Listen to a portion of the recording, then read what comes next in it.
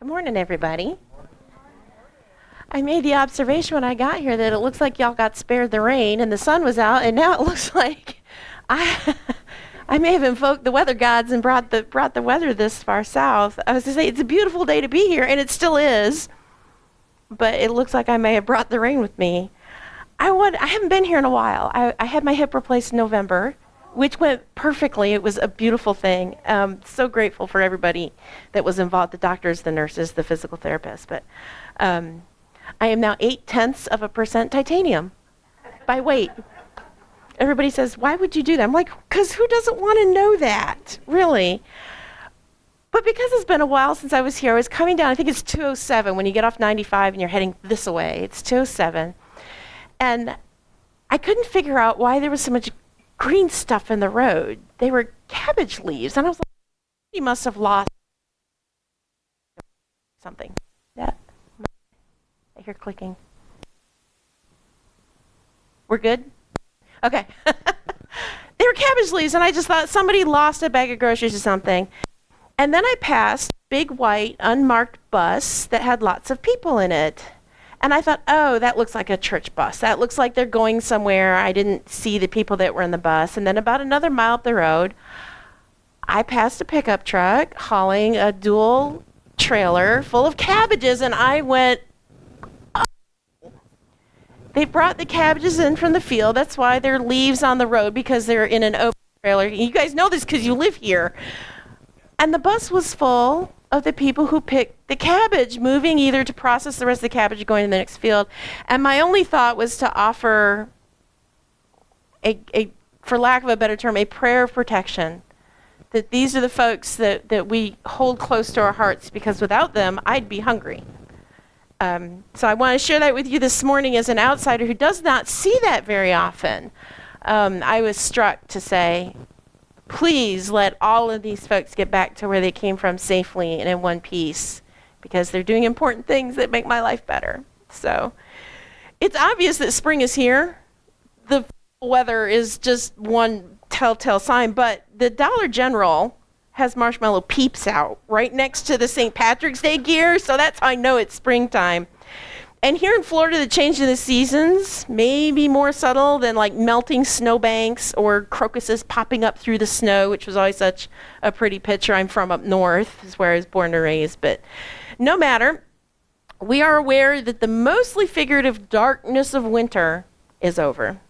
The days are getting longer. The earth is ready to give us life again, with baby birds and bunnies and trees and flowers in bloom.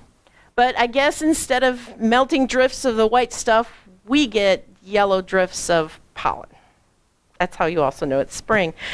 But as we move into this coming season of abundance, I'm feeling a sense of conflict, which is what I felt on the way in this morning when I realized the scene that was unrolling in front of me. I see a visible division between the natural, beneficent generosity of Mother Nature and what is going on in our current political landscape. Now, I'm not here to talk about politics. That is the last thing to spend our time on in this, our most sacred hour of the week. I'm going to focus on the generosity of the planet, and by reflection, the abundance that can be poured out of each of us for the betterment of both individual and community.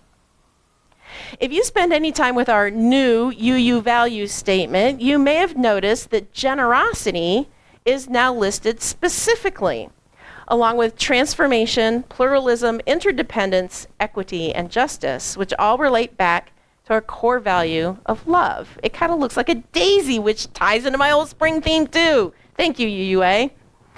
However, you may have also noticed that generosity isn't specifically mentioned in the 7 principles. I like the 7 principles, and similar to some of your experiences, it's how I first started internalizing what being a UU meant. And it's been useful shorthand for a long time, especially when trying to explain to non-UUs what exactly we're all about. And of what I call the original 7, the OG, I find 3 that speak directly to having a generous spirit. The first principle, inherent worth and dignity of all persons, because you have to have an open heart to you have to have an open heart to others that are unlike you to see their intrinsic value.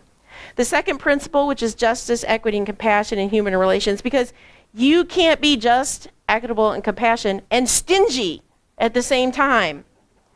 And the sixth principle, the goal of world community with peace, liberty, and justice for all.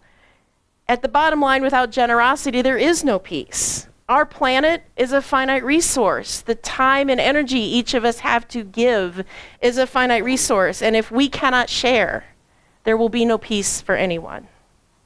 But whichever value statement you prefer, it's clear that generosity is a core expression of love and essential to interdependence. And as Unitarian Universalists, we give not out of obligation, but as an act of covenant with one another. But Unitarian Universalists aren't alone in understanding the power of generosity. And I'll bet most of you are familiar with Acts chapter 20, verse 35 from the Christian Bible, right? It is more blessed to give than to receive. And the Bible is full of advice regarding generosity. 2 Corinthians chapter 9, verse 7 says, each of you should give what you have decided in your heart to give, not reluctantly or under compulsion, for God loves a cheerful giver. Deuteronomy chapter 15, verse 10 reads, give generously to them and do so without a grudging heart. Then because of this, the Lord your God will bless you in all your work and in everything you put your hand to. And finally, 1 Timothy chapter 6, verses 17 through 19 is very explicit. Command those who are rich in this present world not to be arrogant or put their hope in wealth. Command them to do good, to be rich in good deeds, and to be generous and willing to share. In this way, they will lay up treasure for themselves as a firm foundation for the coming age, so that they may take hold of the life that is truly life. I think some folks are only paying attention to the first half of those readings. In Islam, zakat is the third of the 5 pillars of the religion. Zakat is compulsory giving based on a giver's income level and must be directed within 8 specific categories. The categories, though, all focus on care for those that are most vulnerable in the community. Muslims also have other forms of charity and generosity that support needs that don't fit into those 8 categories. Judaism has the practice of tzedakah. The word means righteousness in Hebrew, but is frequently used in our world in the context of charity. In contrast with the form of charity that most of us know, though, tzedakah is an ethical obligation and a way to empower poor people. There are special kinds of tzedakah for special days like weddings and at Passover and at Purim. The leaving of gleanings, the unharvested crops, maybe some of those cabbage heads I went by, is a form of tzedakah. And in Buddhism, dana, meaning giving, is a foundational virtue. The Dharma website explained dana far better than I can, even after I read it 3 or 4 times, so let me quote them. Dana, in its original context, refers to the giving of alms in the form of money or food to the monks. Dana has 3 kinds of meritorious behavior, along with sila, which is ethical behavior, and bhavana, mental development through meditation. The Buddha taught that 5 blessings accrue to the giver of dana: the affection of many people, noble association, good reputation, self-confidence, and a heavenly rebirth. The Buddha was quite clear that it is harmful for a person to attempt to buy these blessings with money or good conduct. Generosity is regarded as one of the perfections that a bodhisattva achieves on the way to enlightenment. Dana is also understood as a form of kindness and compassion practice motivated by unconditional caring for another. And that's the end of their quote. There's also a sweat dana, which includes things like working in a soup kitchen or working on a project, a construction project like well digging in a community. So whether you call it zakat, dana, tzedakah, or generosity, it's a universal spiritual practice, not just a Unitarian Universalist practice. Beyond the spiritual side of generosity, though, there is also scientific evidence that being generous can improve your mental and physical health. And this was an older study, but I thought it was very interesting. It was done in 1999. They took a group of adults aged 55 and older, which I think most of us can probably relate to. The study participants reported how many hours they spent doing volunteer work, where they volunteered, and then they also underwent a physical exam. They went back to the same group of people 5 years later, and the adults who helped the most hours, most places, were 44% more likely to be alive. I'm 55. I would like a 44% chance of being alive in 5 years. So volunteering sounds like a great thing for all of us.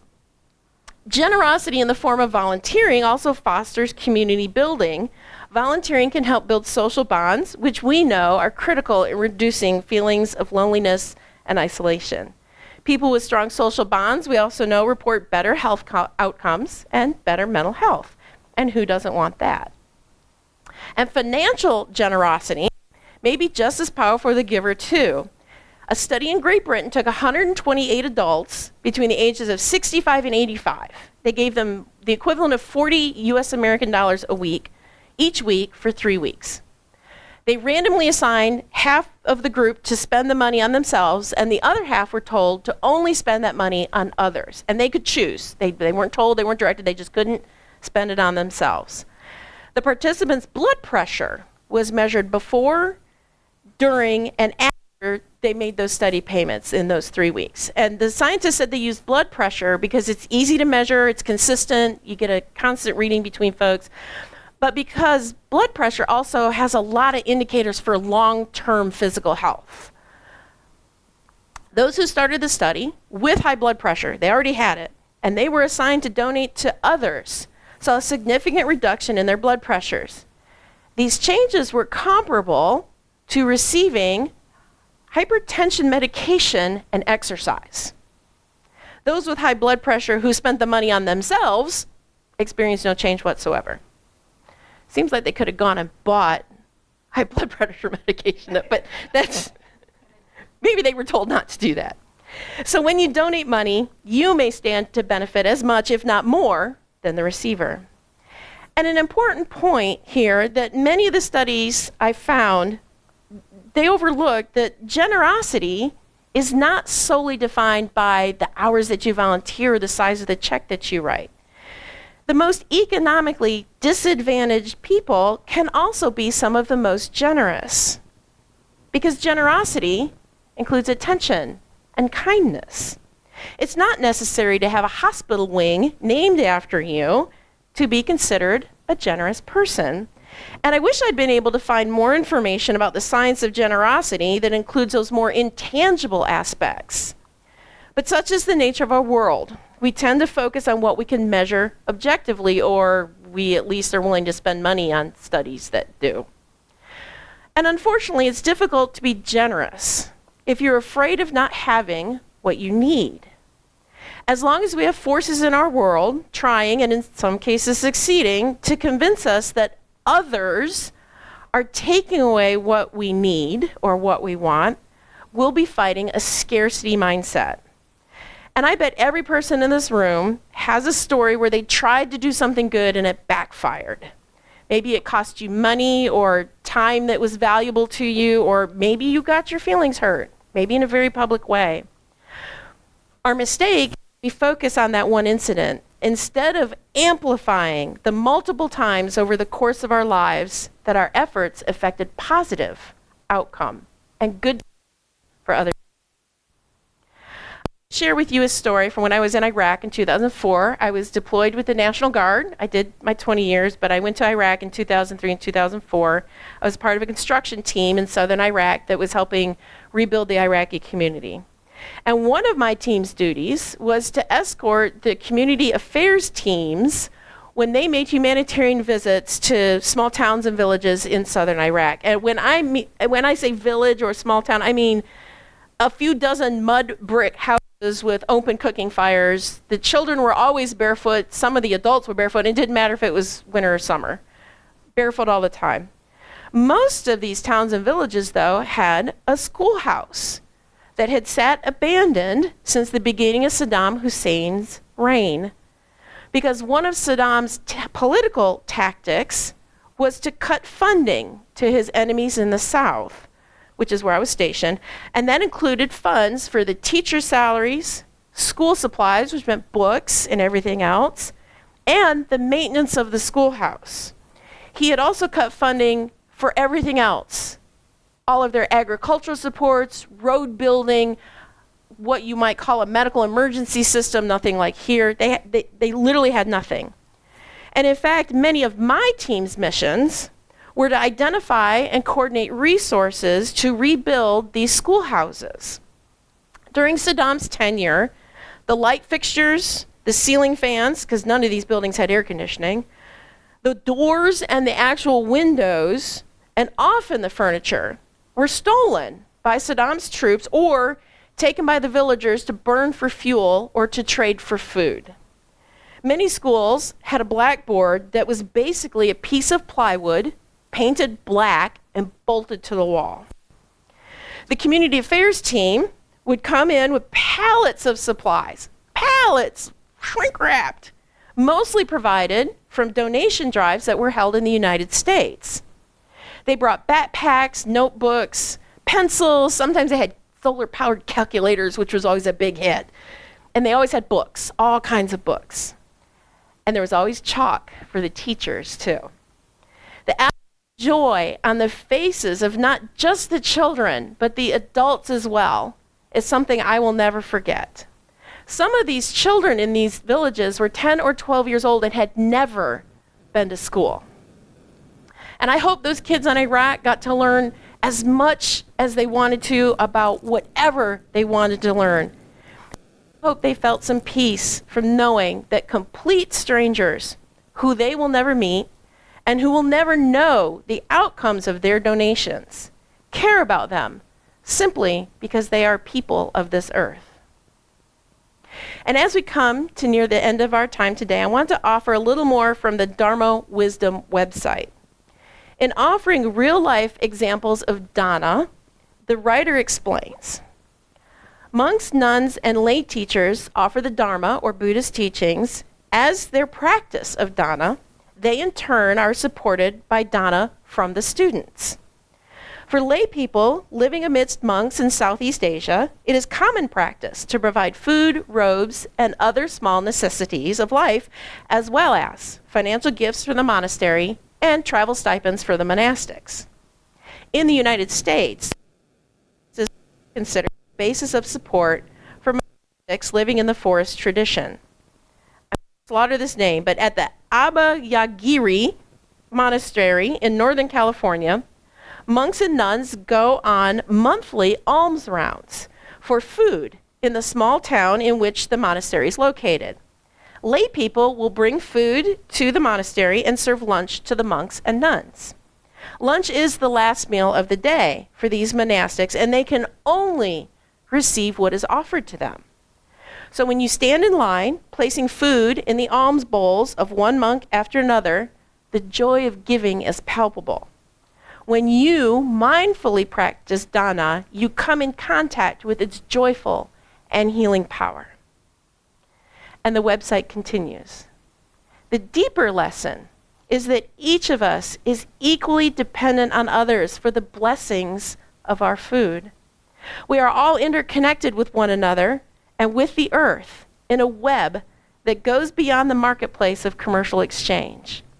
We flourish or perish together through interwoven acts of dana arising from benevolence and integrity of people we shall never meet. This too is the power of dana.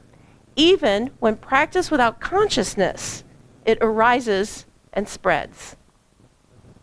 Does that sound familiar?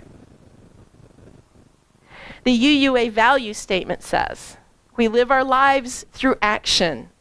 Generosity connects us in relationship and brings more love and justice into the world. Maybe we're borderline Buddhists and we just don't know it.